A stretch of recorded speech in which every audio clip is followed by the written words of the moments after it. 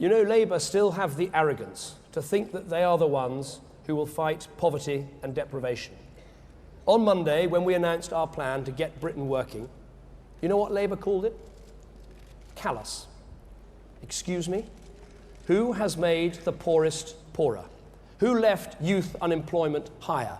Who made inequality greater? No, not the wicked Tories. You, Labour, you are the ones who have done it to this society. Don't you dare lecture us on poverty. You have failed, and it falls to the modern Conservative Party to help the poorest in our country today.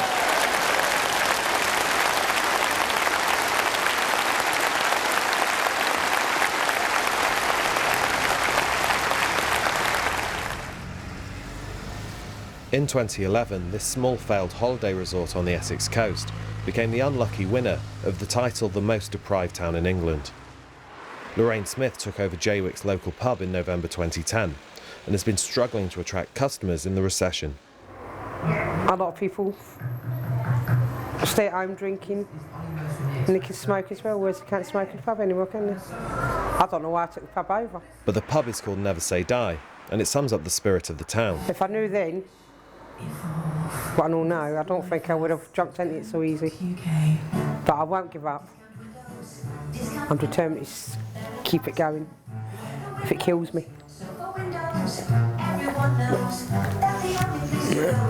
But it won't kill me. I love the area, I love the people. Everything about it is good. I come from London. I lived in London all my life. I've been down here 15 years, and no way would I leave here to go back to London. We just get forgotten about. And it's got a bad reputation, which when you do live down this end, you find that that's not really true. Look, you've caught me on the op. My fingernails are perfectly clean. I'm completely clean. It's the evening of the first day of the financial year, and while other Jaywick locals are at the pub, Never Say Die's 46-year-old cleaning lady Joanne Stott is off to the beach to drink cans from the off-licence. She can't afford the £3.30 that Lorraine charges for a pint of Stella.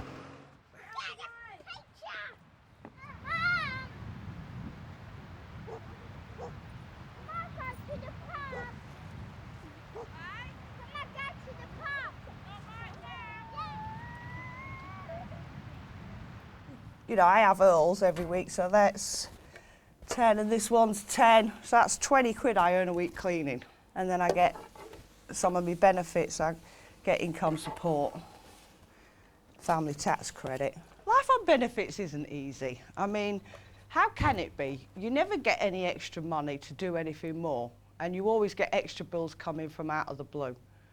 I mean, you can't sort of say life on benefits is easy. I'd much rather have a job that paid a decent amount of money that I could come off benefits. You know, I mean, I'd have to work lots and lots and lots and lots of cleaning jobs to earn that kind of money. You know, and people, you know, it's like the recession hits everybody, so the first thing they cut back is the luxuries like cleaners. Jo is saving up a month's rent in advance on a new house. She's been forced to move because she's about to stop receiving benefits for her 18-year-old son Harley when he finishes full-time education. Jo will be left with a £100 a month shortfall on her rent. Harley could try and get a job locally, but in Jaywick 62% of working-age residents are already on benefits, compared to the national average of 15%. So Harley's moving to London to live with his dad. Lucky his dad's got a two-bedroom place. Otherwise I would have had to work illegally to pay the top-up every month, because I wouldn't have been able to afford it out of what I get every week, obviously. Come, Phoebes. Well, you walk first then. You're the leader, we have to follow you. It's June, and Jo has found a new home for her and her 5-year-old daughter Phoebe. Bracing sea air.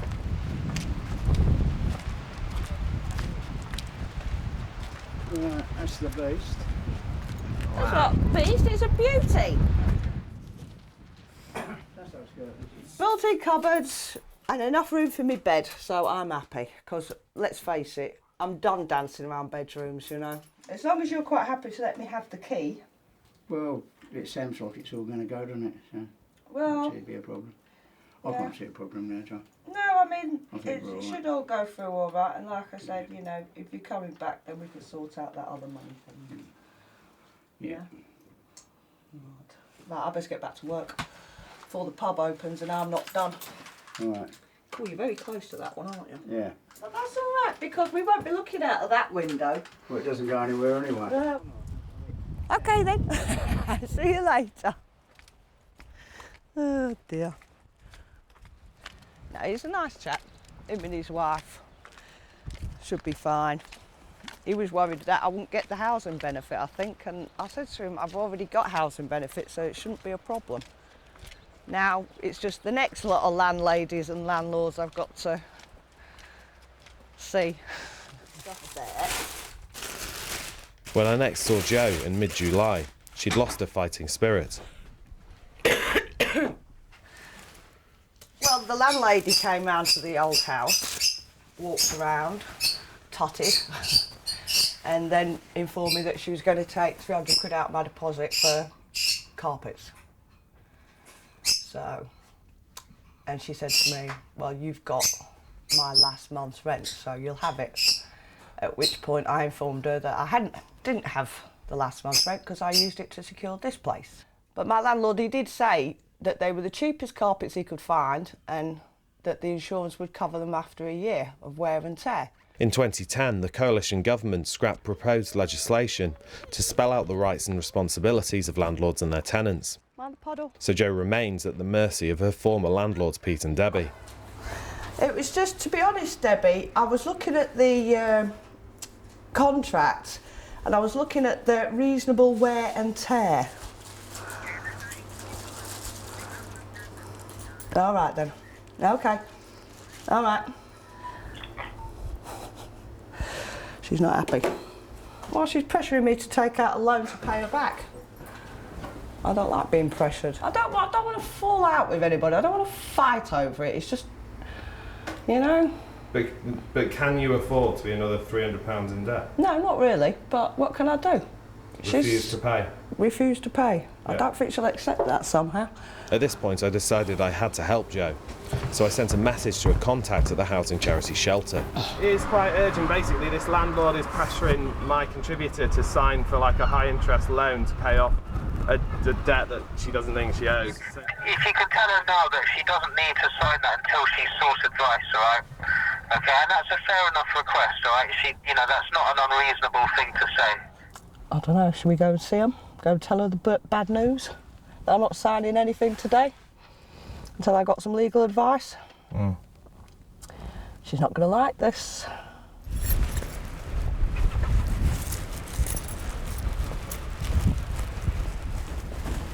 Hello, dear. Debbie wasn't in, but her husband Pete was happy to be filmed. That was until Jo mentioned the loan the couple were trying to get her to sign up to. Yeah, okay, what's the matter? Now, listen, Debbie popped round earlier about this loan for the carpets. Now, Pete, do you remember... You're filming this?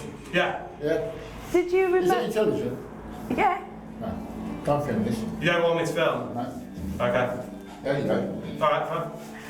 Okay. Do you remember... Okay, sorry. So where'd you get off bringing the fucking film crew when you went to all about lunch? Where did you get off from there? What do you mean you didn't fucking know? He's got a camera in his hand. Fuck off, go away, leave me alone. You don't talk to me anymore. Okay.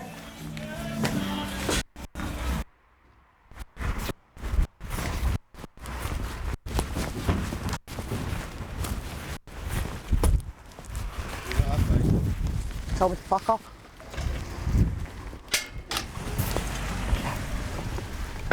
Let's go home and have coffee. Nice strong. You stressed? Yeah, of course I am. We've always got on really well, you know. I don't like falling out with people over money. You know, it's not worth it. It's the root of all evil, is money. To have him speak to me like that was a bit scary. Do you know what I mean? I'm still shaking. Oh. I guess we'll see what happens next, eh? Unfortunately, that was just the start of Jo's bad luck. I think Connie's cleaning. Might mean I've lost my job. Soon find out. Gotta go out. Where you going?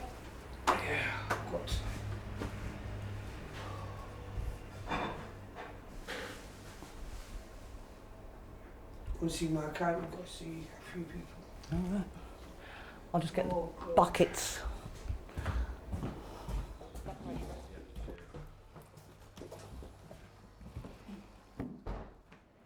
Obviously, not making the money, can't afford to pay too many staff, so I've had to cut them all down.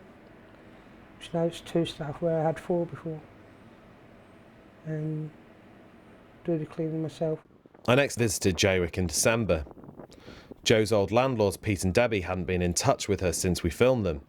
But Jo and Phoebe had had another problem and been forced to move house for the second time in a year. So, we couldn't get any grants for heating, as my landlord, previous landlord, thought we would be able to.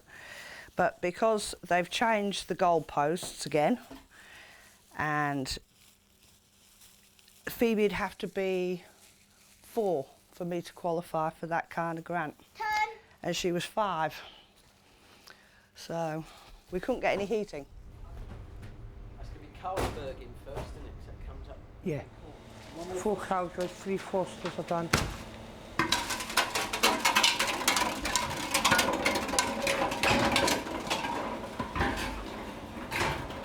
Oh, I hope you've got loads of empties next week then.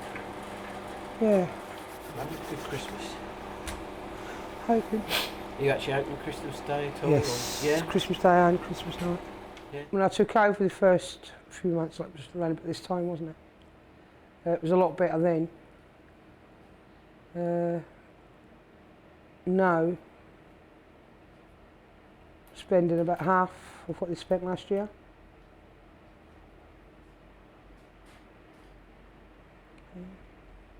Just mainly stick to the weekends now. During the week, could have about 20 people in on a night. Another night you might only have about 4 or 5. So it's not really worth out. With the recession hitting Jaywick harder than ever before, Jo was bracing herself for the next government cut to affect her family. Years ago it used to be that sort of you were on income support till your child was 18, and then they reduced it to 14, then 12, and now it's 6. Phoebe's already 6, she's turned 6. I'm still on income support at the moment, but apparently it's going to change. But you see, the thing is last time I went to the job centre for the Back to Work Focus interview, my lady I see every time, Kirsty, she said to me that the tax credits are going to completely change soon again anyway. They're going to be universal credits. So I don't know whether they're waiting for that to kick in, or I don't know. They keep changing it so much. I mean, I don't work there. So how am I supposed to know about changes that they make? Do you know what I mean, Tom? It's like, you know, oh, by the way, we've moved the goalpost, but we didn't tell you, but now you broke the law because you didn't tell us about changing circumstances. Well, how was I supposed to know all your ins and outs and your doings, you know? Listen, we're not going to have a lot for Christmas. There's not going to be a lot, but we'll have a nice dinner, and she's got some presents, and that's all I'm bothered about. Can you reach? No. The bed door. No. Always optimistic, Tom, you know that. Oh, Optimistic that anything that can go wrong will go wrong. But no, I reckon it's going to be a good year. Either that or the Aztecs have got it right and we'll all be dead, so it won't matter anyway.